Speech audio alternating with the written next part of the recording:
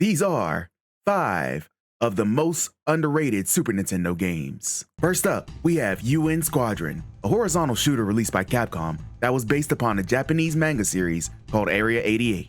You have your choice of 3 different pilots with a different skill sets and planes as you go through level to level gunning down enemies and winning the day. The gameplay for this game is tight and is supported by amazing graphics and a soundtrack. It is honestly one of the best shooters on Super Nintendo that definitely doesn't get enough recognition. Second, we have Legend of Mystical Ninja, a continuation of the popular Japanese Goemon franchise that spans over 20 games in all.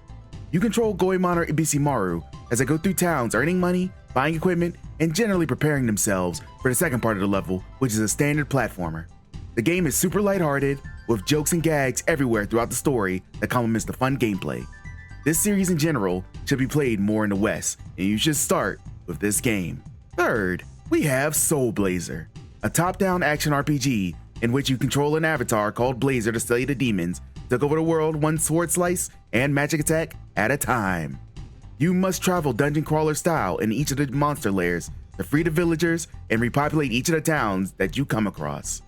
As compared to A Link to the Past, this game is an underrated gem that can quench your thirst for something similar to that game, while also including some extra Enix spice added in. Fourth, we have Blackthorn, a cinematic platformer that can be compared to games such as Flashback and Out of This World, though in this game, your primary weapon is a shotgun. The main character named Kyle must go through level to level gunning down enemies amongst an absolutely beautiful environment that people should absolutely experience if they enjoy platforming adventure games. And fifth, we have The Secret of Evermore. Released after The Secret of Mana, this game takes the system from that game and pushes it to its limit. You control a boy and a shape-shifting dog across multiple time periods as they look for a way home.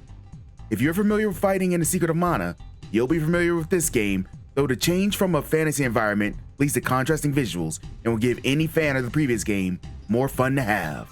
Did I miss anything? Leave them in the comments below.